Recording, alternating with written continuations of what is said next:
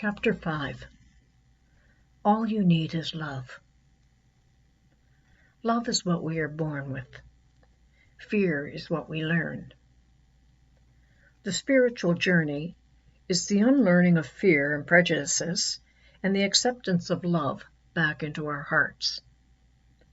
Love is the essential reality and our purpose on earth.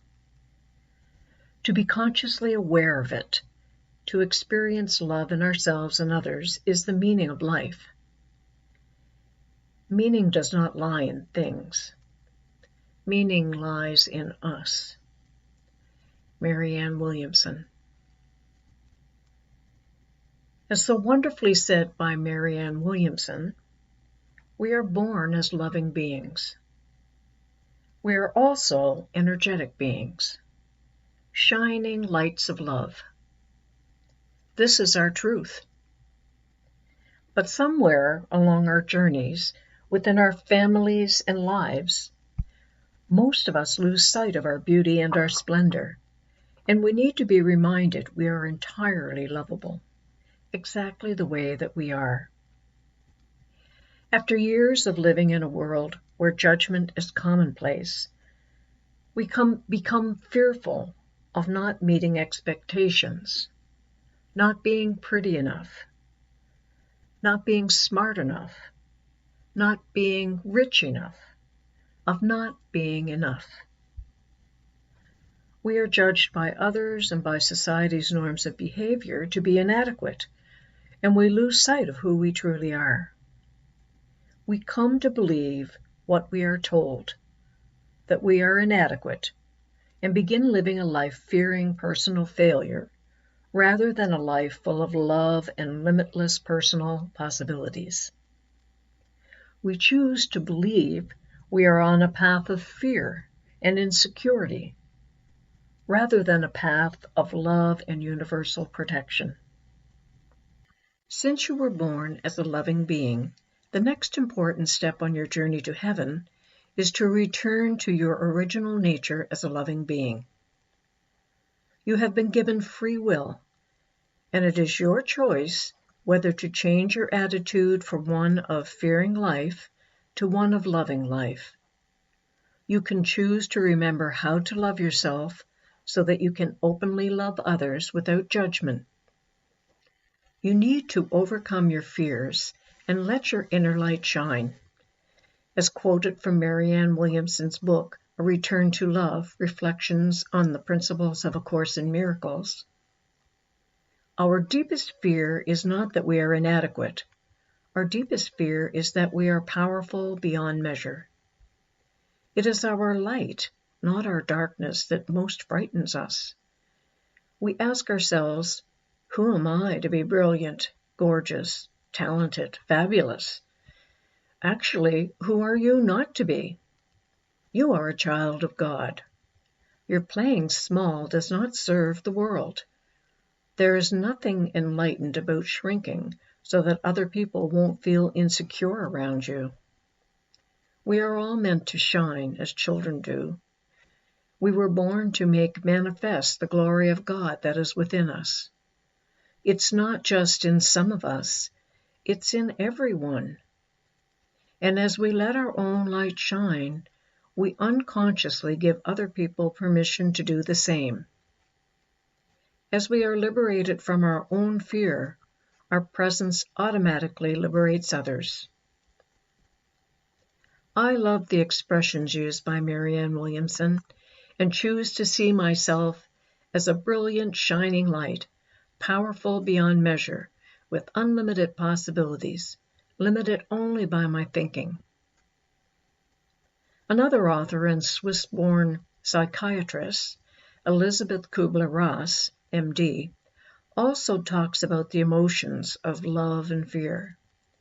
In her groundbreaking book on death and dying, she proposed the now famous 5 stages of grief as a pattern of adjustment for those close to death.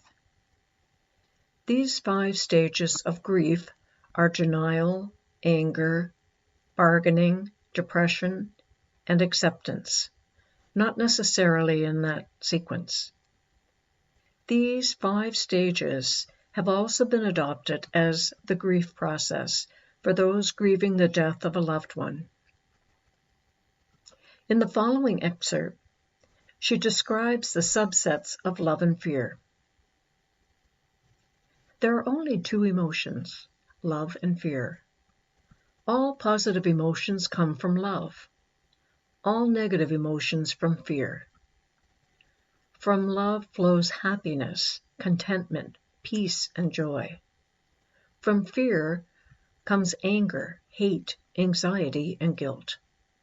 It's true that there are only 2 primary emotions, love and fear, but it's more accurate to say that there is only love or fear, for we cannot feel these 2 emotions together at exactly the same time. They're opposites. If we're in fear, we are not in a place of love. When we're in a place of love, we cannot be in a place of fear. Thus, if you are living from love, you will experience feelings of happiness, contentment, peace, and joy. If you are living from fear, you will experience feelings of anger, hate, resentment, anxiety, and guilt. There, of course, are many more words we can use to describe the feelings we experience that would fall under either feelings of love, positive, or feelings of fear, negative. The following table provides just a few. See the text for more negative emotions and more positive emotions, as well as love-filled words and fear-filled words. Each of the above feelings or emotions are filled with positive or negative energy. Life is filled with energy that vibrates at either the high love-based frequencies or the lower fear-based frequencies, or somewhere in between. There is nothing in this life that does not vibrate with some form of energy: an atom, a flower, a tree, crystals, people, the planets, the universe. This energy is always fluctuating or moving. Nothing remains the same. If energy would stop moving, the world would stop, or life as we know it would end. Even with death, energy is not lost, but simply changes form from the physical to the spiritual realm. Becoming aware and accepting this fact can change how you perceive and live your life and the choices you make, as well as your perceptions of the afterlife or spirit realm. Your energy and your vibration is always either moving away from something or towards something based on your thoughts. You are always either attracting something you want or pulling it towards you, or you are repelling something you don't want or pushing it away. Always one or the other, and always changing. These changes are not good or bad, just a necessary fact of life. The important thing is to learn how to be consciously aware of where your energy is at any given point in time, and to learn how to regulate your vibration or energy level. It will help you to understand how it is impacting your life and relationships. For example, you can sense or feel whether you are moving away from or towards a person, place, or thing. Ask yourself whether you are thinking, saying, and doing things that will attract or repel what you want in your life. Or are you attracting things you don't want? This can include closeness in your relationships or distance. Are you sending good vibes of loving kindness or bad vibes of criticism or judgment? The choice is up to you. You can either live in fear or in love. The key to regulating your vibration is setting the intention to send out good vibes as often as possible, and to become consciously aware of your thought, words, and actions, and to assess whether these reflect your intention. There will always be fluctuations because of the dynamic nature of life and the challenges and surprises that life can throw at us. But if you sincerely try to be conscious as often as possible of what you are thinking, saying, or doing, and where this fits within your intended vibration, you will be more likely to have good energy most of the time. There will be days when you fluctuate more towards bad energy, but when you have the chance to sit and consciously reflect on the person, event, or situation that may have contributed to the bad energy, you can consciously bring yourself back to your most normal good vibes by returning to positive thoughts, words, and actions. It is important to understand that when we are living from fear rather than love, we will be out of balance and out of sync with who we truly are. Our physical body and its systems were designed by our Creator to work in harmony and with precision. For the body to operate at peak efficiency as designed, it needs to be at ease and without distress. When something foreign to our true self is introduced into the body, it can create an imbalance within the physical and energetic systems, and the body can be thrown into a state of dis-ease. When this happens, our bodily systems may no longer work at peak efficiency. Sustained over time, this imbalance can lead to illness and disease. Therefore, when we suffer from an illness or disease, this is most likely an indication that something foreign has disturbed or disrupted our systems. In addition to our physical bodies, human beings also have subtle energy systems that play an integral part in the functioning of the physical body.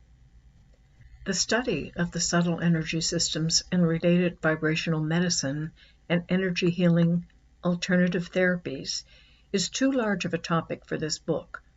However, I will say that energy healing experts and practitioners explain that energy blockages will appear in the subtle energy levels first for a period before they manifest as disease or illness in the physical body.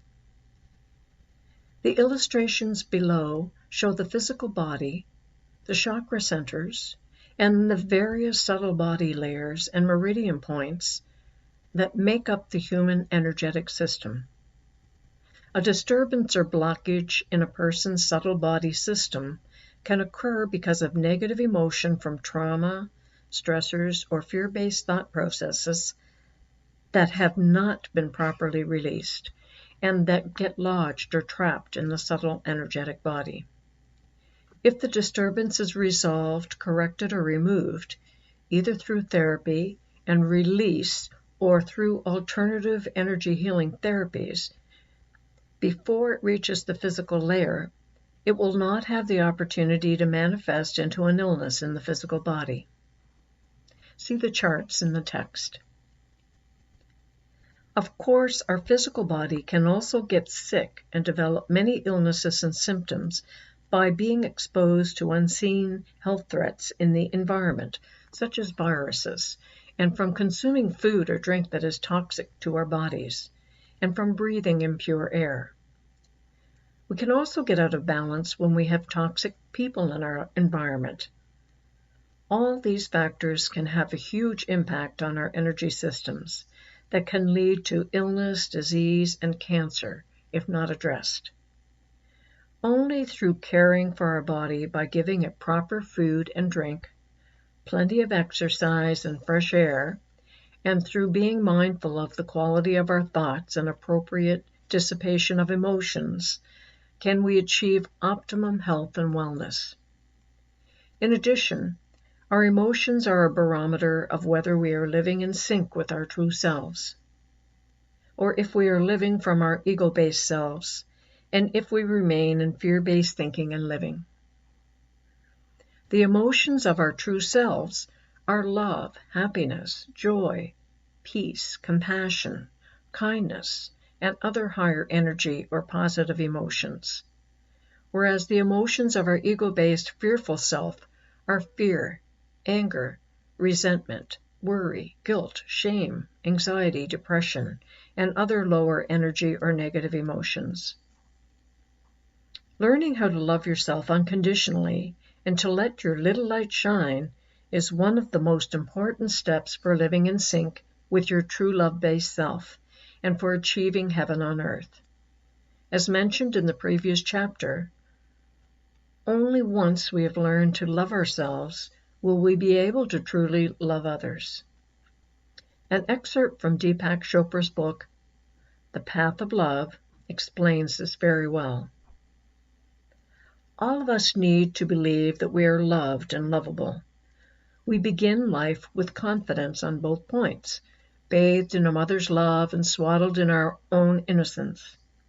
Love was never in question, but over time, our certainty clouded.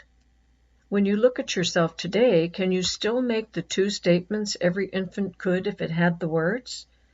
I am completely loved. I am completely lovable. Few people can, for looking at yourself honestly, you see flaws that make you less than completely lovable and less than perfectly loved. In many ways, this seems right to you, for perfect love is supposedly not of this world. Yet, in a deeper sense, what you call flaws are really just the scars of hurts and wounds accumulated over a lifetime. When you look in the mirror, you think you are looking at yourself realistically, but your mirror doesn't reveal the truth that endures despite all hurt.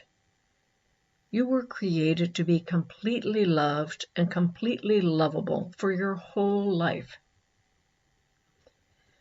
Chopra goes on to explain that beneath all the life hurts you have experienced, your true spirit that is pure love is waiting to be revealed and exposed to those around you.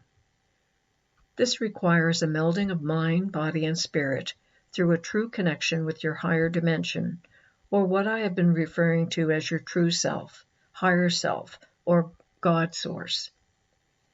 As we learn how to expose our pure love, we reveal our true nature as spirit, that of giving, compassion, kindness, forgiveness, and the truth and knowledge that we are pure love and one with our God source.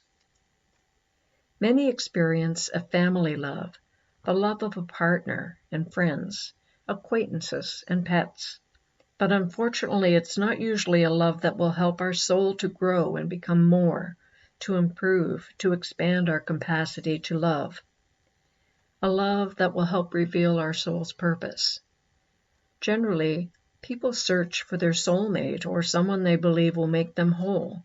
However, the true path to love lies within ourselves, not within a soulmate, not within a soul sister or brother, mother, father, daughter, or son. As Deepak says, when you truly find love, you find yourself. Finding the pathway to loving yourself is not something you have a choice about. It is something you must do. It may not happen right away, at this time or place in your life, or even in this lifetime. It may be delayed, but it cannot be avoided, for this is your purpose, to be love, and to love unconditionally as the divine spark of God that you are. Louise Hay has also spoken often about the need to love and heal yourself, and to become your true authentic self. As she reveals, many people suffer from low self-esteem and find it difficult to love themselves when they see all their imperfections. She said, "We usually make loving ourselves conditional, and then when we are involved in relationships, we make loving the other person conditional also. If you wish to climb the stairway to heaven, you will need to begin loving yourself unconditionally." Loving yourself can sound selfish and self-centered, but there is nothing that is further from the truth. By loving yourself, you will become more of who you truly are, your true self. To help you on this step, following is a list of smaller steps you can take each day to help move you towards loving yourself. Daily steps to loving yourself. 1. Be grateful. Begin each day in gratitude for all that you have and all that you are. You need to acknowledge your strengths and what is going right in your world. You are likely to have problems in your life, but if you take the time to really look closely, you will find that you have many blessings in your life that others do not. Be thankful for what you have, that you have another day to work at being the best that you can. 2. Be kind to yourself. Wherever you are in your life right now, be kind and compassionate to yourself. We all make mistakes and are not perfect because we are human. Show self-compassion when you make poor decisions or when you fail at something. Instead of criticizing yourself when you make a mistake, be kind and offer compassion to yourself. You have done the best that you can given the circumstances that you were in. You are a spiritual being living a human life that can be extremely complicated and difficult to maneuver. 3. Be open. Read what you can on the topic of loving yourself and be open to new ideas that may be foreign to you.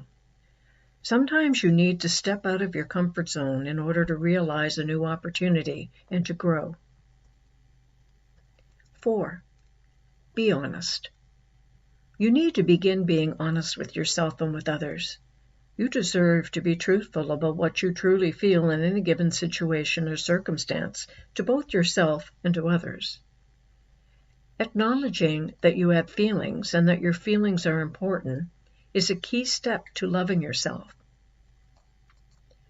Your feelings are valid indicators of your truth, and you need to openly share them with others without fear. 5. Be good to your body. Make sure that you take time every day to do things that are loving for your body. Feed it good and nutritious food and drink, and get just the right amount of exercise and rest.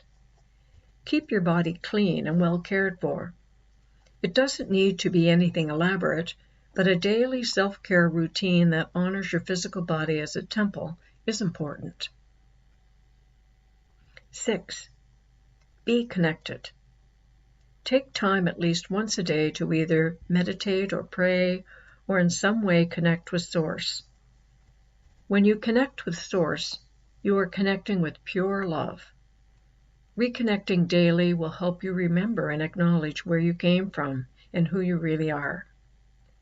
It is an essential daily routine that will confirm for you that you are a loved and loving being.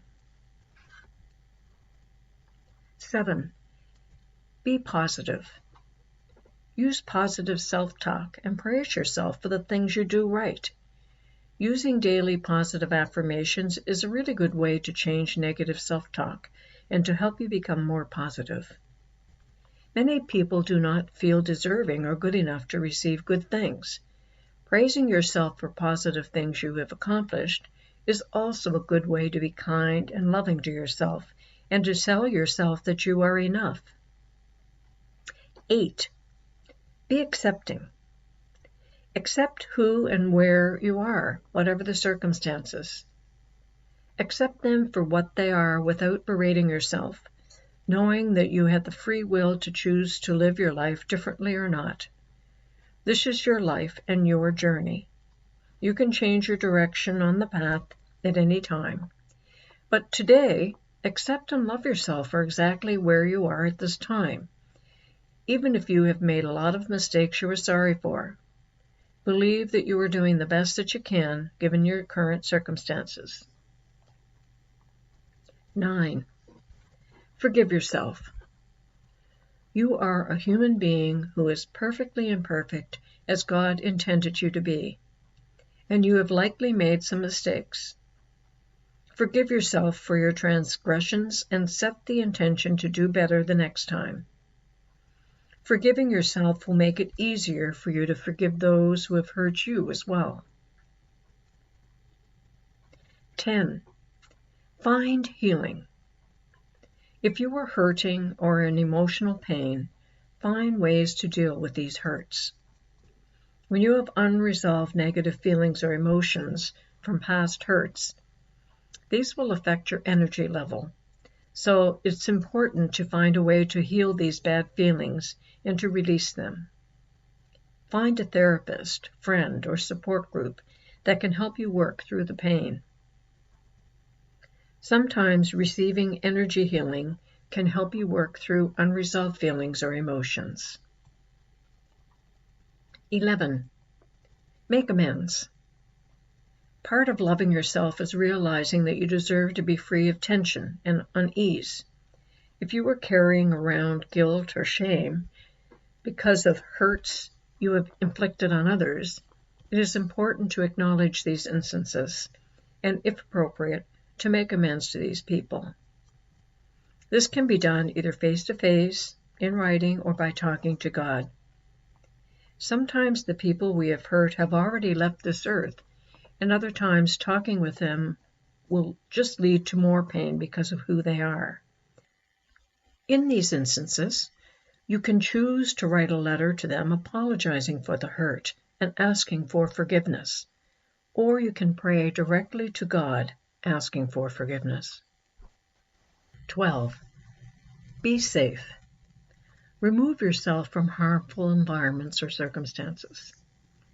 If you are in a situation where you are not safe, you need to take care of yourself by making the changes needed to be safe, or by getting out of that environment. If you are unable to do this on your own, reach out for help to a friend or family member, or to a social agency.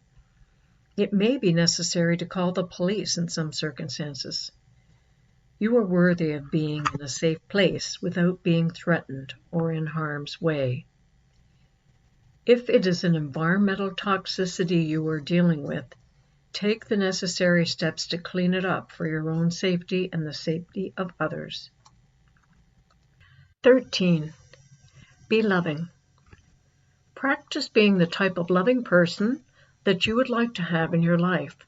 For example, be a loving and kind neighbor. Do loving and kind deeds for the sick and the poor. Be compassionate and kind to people you meet on the street, as if you were meeting an old friend. In this way, you will be practicing the kind of love that you would like to have in your life, and announcing to the universe that you too are ready and deserving to receive this kind of love. 14. Be joyful. Take some time to have some fun and to enjoy your life. You are a loving and joyful spirit that needs to express your truth. It doesn't all have to be work and no play. Find a way to incorporate into your life the things you used to enjoy doing when you were a child. Take dance classes, join a glee club, go skating. Do whatever makes your inner self laugh, rejoice, and sing. 15. Be focused. Figure out what you want to achieve with your life and plan out how you're going to achieve that. Learning to love yourself is one step. Get out your journal and make a list of all the things you believe you need to do to achieve your goal. Lay out the steps as to what needs to happen first before you move on to the next step, and then get focused on doing the work. Nothing changes unless something changes. 16. Be grateful. As you began your day, so should you end your day by thinking of the good things that have happened for you throughout your day. Frequently, people focus on the bad things that have happened to them rather than remembering what wonderful things have happened. Give thanks to God for all the blessings He has sent your way on each day. Learning to love yourself is probably one of the hardest lessons to learn while you are on earth.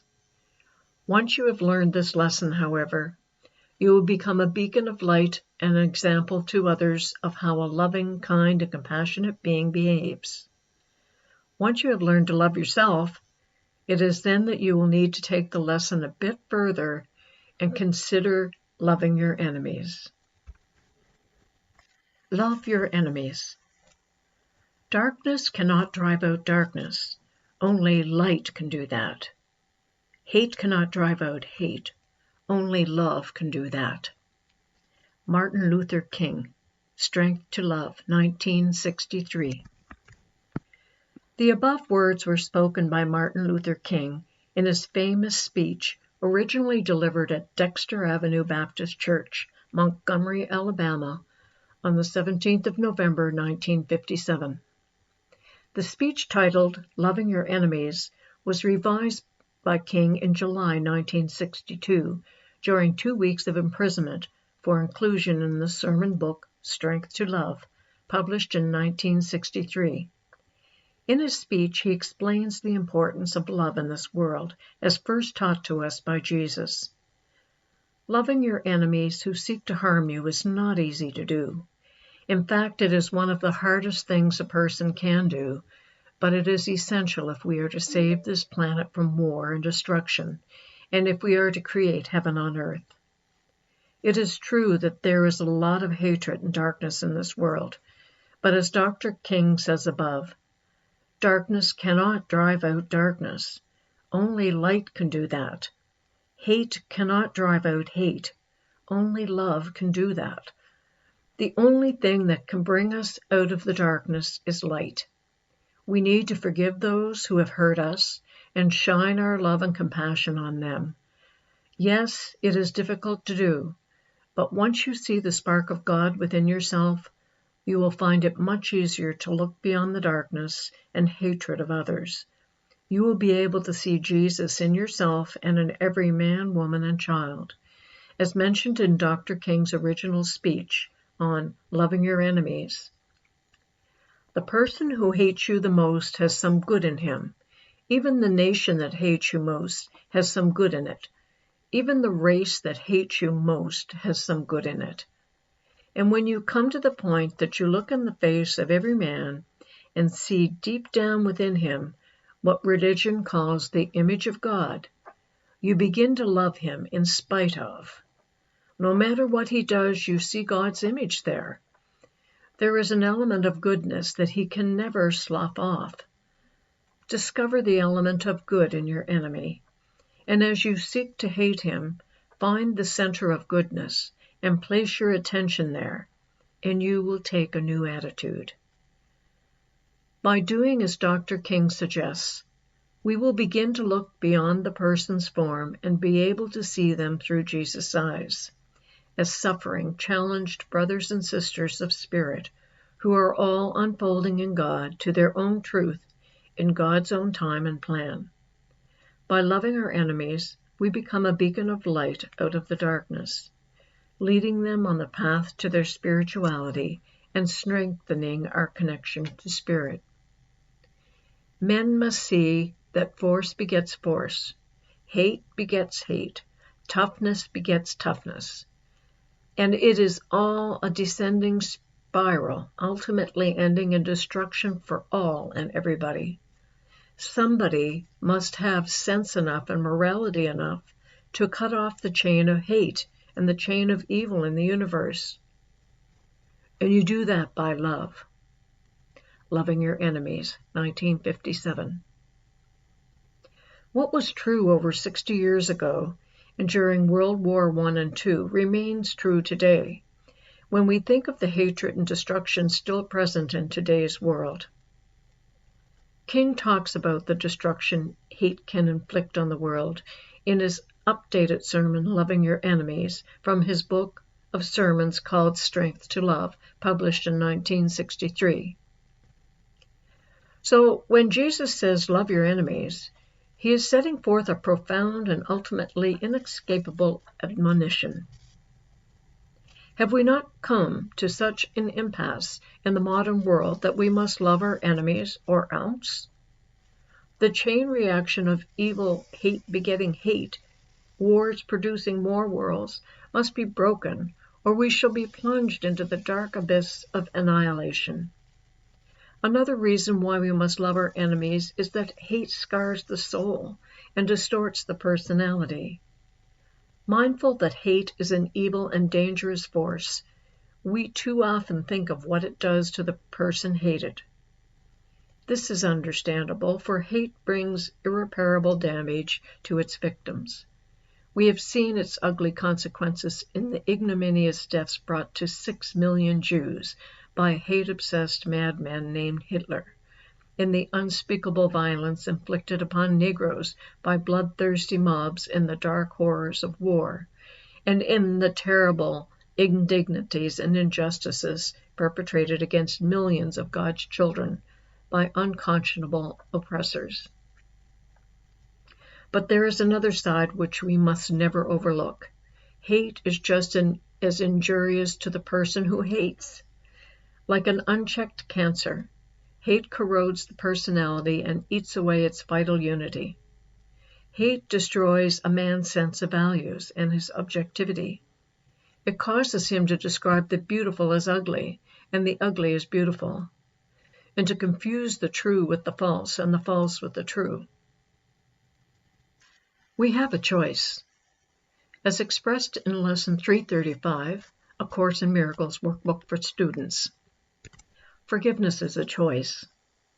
I never see my brother as he is, for that is far beyond perception.